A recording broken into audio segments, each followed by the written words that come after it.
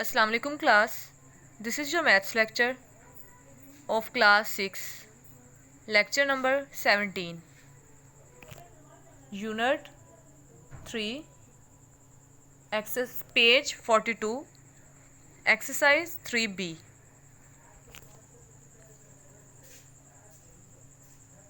Topic is factors and multiples.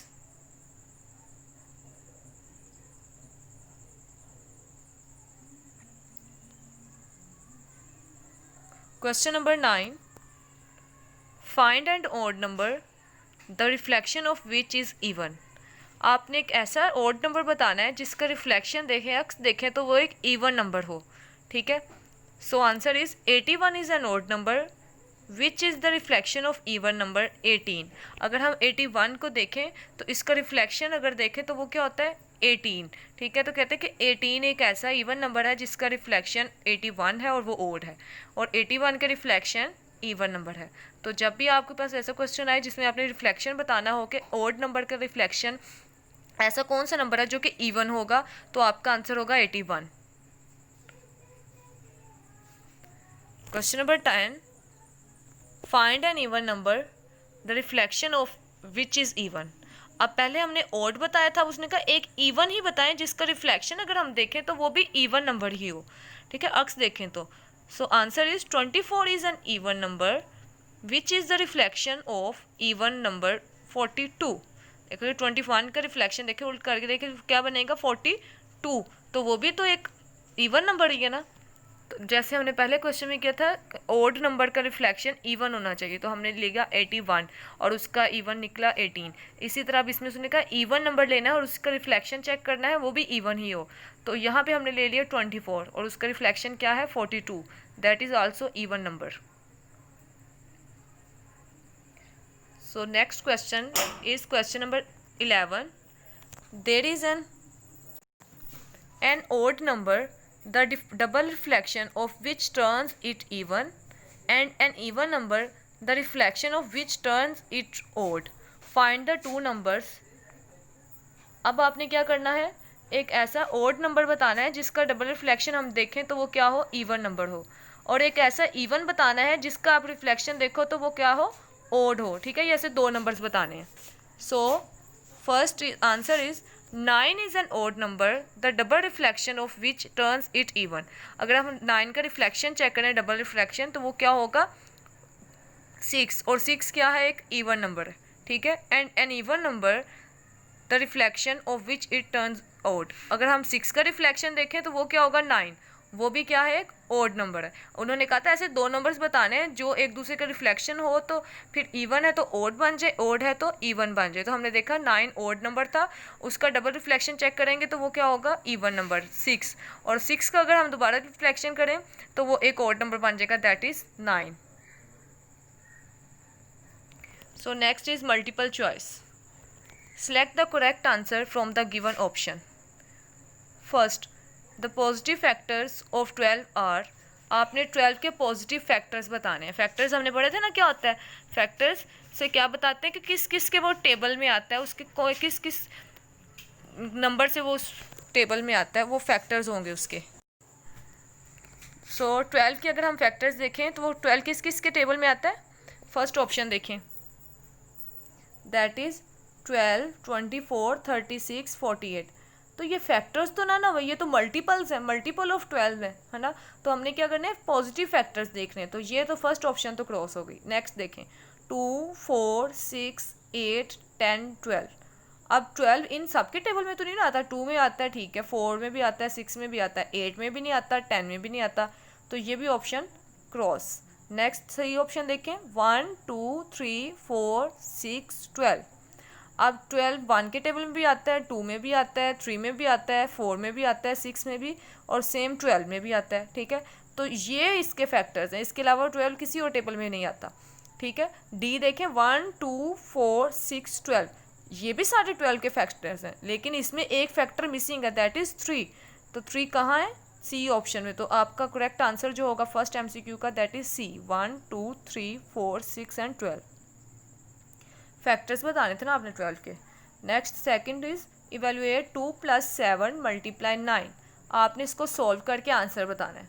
तो आपको जैसे कि डिमास रूल पता है, तो सबसे पहले क्या करेंगे, 2 + 7 × 9। तो सबसे पहले 2 एज इट इज़, मल्टीप्लिकेशन पहले सॉल्व होगी। 9 7 ज़ार 63, answer is 63, 63। Then 2 + 63, answer is 65। तो इसको हमने सॉल्व किया, हमारे पास क्या आंसर आया, 65। ठीक है, तो इसके फर्स्ट ऑप्शन में ही जो आपके पास ए लिखा हुआ है वो है 65, तो दैट इज़ करेक्ट। ना ही 81 है, ना ही ये 126 है, ना ही 32 आएगा, आंसर इज 65। सबसे पहले आपने क्या किया, दोनों नंबर्स को आपस में मल्टीप्लाई किया, जो उसका आंसर आया उसमें हमने 2 ऐड कर दिया। Third option is, if the number is such that the sum of alternate digits is equal, the number must be divisible by 11। मैंने लास्ट लेक्चर में, फर्स्ट लेक्चर जो हमने यूनिट 3 का किया था, उसमें मैंने आपको बताया था कि 11 का डिविजिबल अगर आपने चेक करना हो विदाउट एक्चुअल डिवीजन, तो आप क्या करते हो, अल्टरनेट डिजिट्स का सम ले लेते हो और उसका जो फिर डिफरेंस होता है वो उससे हम देख के बता सकते हैं कि ये क्या है, इसके टेबल में आता है। तो ये सही कह रहा है, if the number is such that the sum of alternate digits is equal. अगर अल्टरनेट डिजिट्स का आंसर जो है सम वो इक्वल होगा, तो ऑब्वियस बात है जब वो इक्वल है तो उसको माइनस करेंगे तो आपके पास आंसर क्या आएगा, 0। लाइक फर्स्ट करते हमने दोनों ले लिए और इवन डिजिट्स भी ले लिए और ऑड भी ले लिए, इवन प्लेस के ऑड प्लेस के, दोनों का आंसर आ गया 6। तो जब हम उसका डिफरेंस लेंगे तो वो तो 0 होगा ना।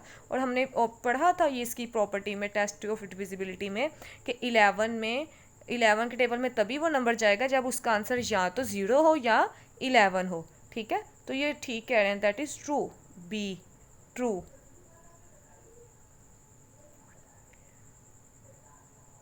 Next question, next option 4 is, which of the following number is 3294 divisible by. अब कहते हैं इसमें से बताएं किसके टेबल में ये आता है 394। तो सबसे पहले आप अगर 9 के टेबल में चेक करें कि 9 के टेबल पे ये पूरा पूरा डिवाइड होता है, 3294। तो देखें 3 8 ज़ार 9 8 ज़ार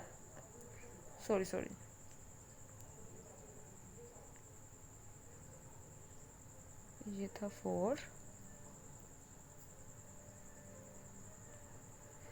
9 3 ज़ार 27।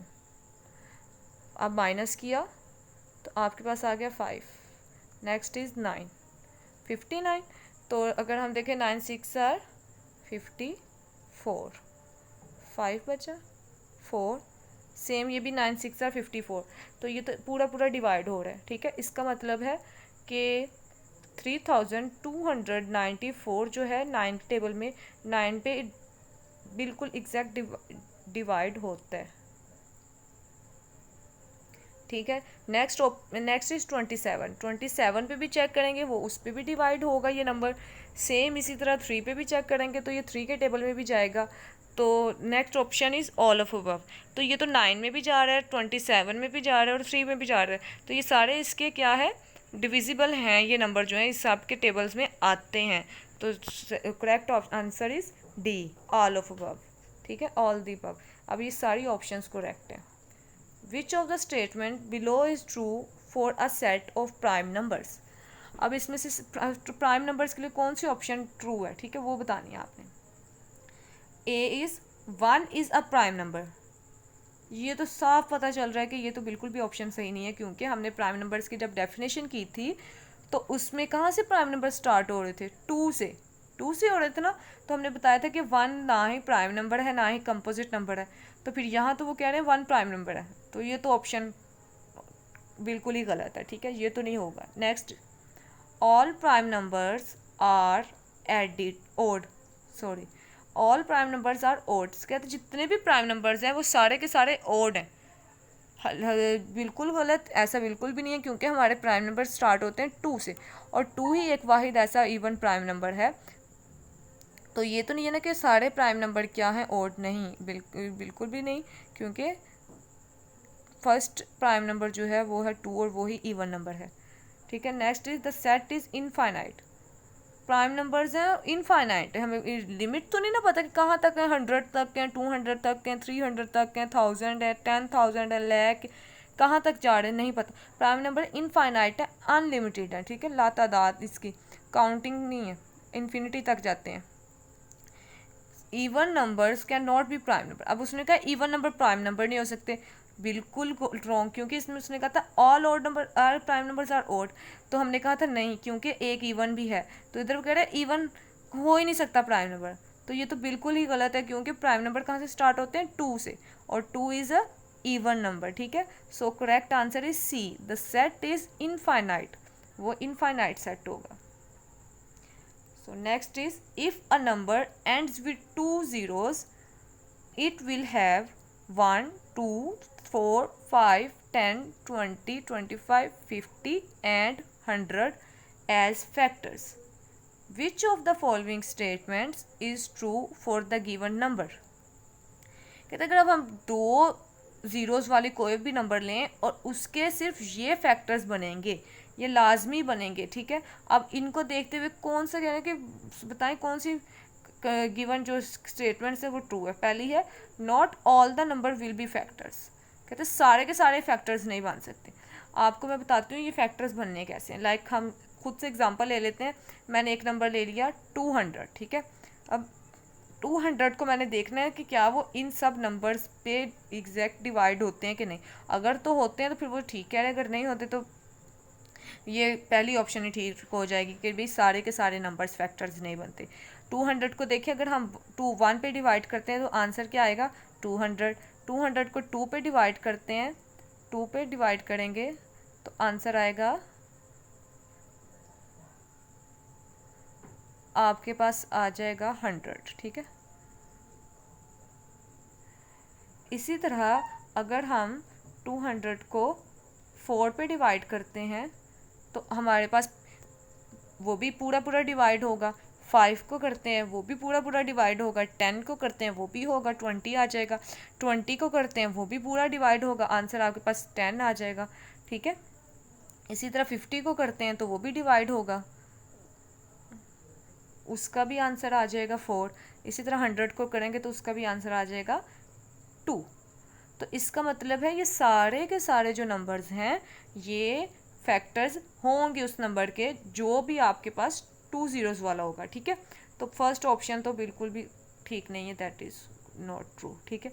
Next is none of the number will be factor. अब कहते हैं इसमें से कोई भी नंबर फैक्टर नहीं होगा, ये तो बिल्कुल ही गलत है। अभी मैंने आपको फैक्टर्स बना के बताए हैं कि भाई ये सारे के सारे नंबर्स फैक्टर्स हैं उस नंबर के, जो भी होगा। हमने जो एग्जांपल ली थी दैट इज़ 200, तो 200 के ये सारे फैक्टर्स बनते हैं, ठीक है। इसी तरह कोई भी 2 ज़ीरोज़ नंबर ले लें, लाइक 200, 300, 4, 5 एंड पे 2 ज़ीरोज़ आ रहे हैं ना, तो वो सब के ये फैक्टर ज़रूर बनेंगे, ठीक है।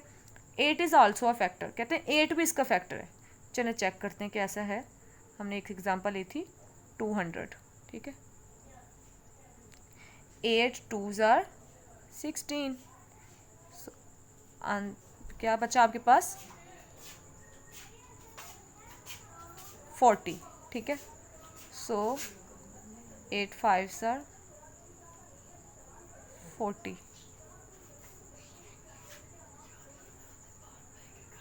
ठीक है। अब क्या होगा, तो ये इसमें क्या इसका ये भी फैक्टर होगा, ठीक है। All the numbers will be factor. अब सारे के सारे नंबर्स जो हैं वो फैक्टर्स होंगे, सारे के सारे नंबर्स तो फैक्टर नहीं ना होंगे। 8 is also factor, all the numbers will be factor. अब सारे नंबर्स जो हैं वो फैक्टर्स होंगे इसके, हर कोई तो नहीं होगा इसका, हर कोई होगा सॉरी। सो इसका करेक्ट आंसर है डी।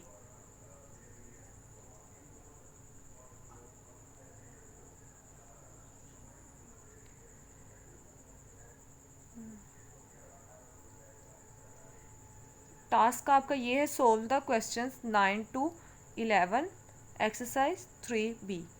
आपने ये सारे क्वेश्चन सोल्व करने हैं अपनी नीट नोटबुक पे, ठीक है। और जो मैंने आपको MCQs करवाए हैं ये आपने बुक पे ही सोल्व करने हैं। और बाद में कोई भी अगर इसमें इशू है तो आपने क्वेश्चन सेशन में मुझसे पूछ लेना है, ठीक है। ओके, थैंक यू, अल्लाह हाफिज़।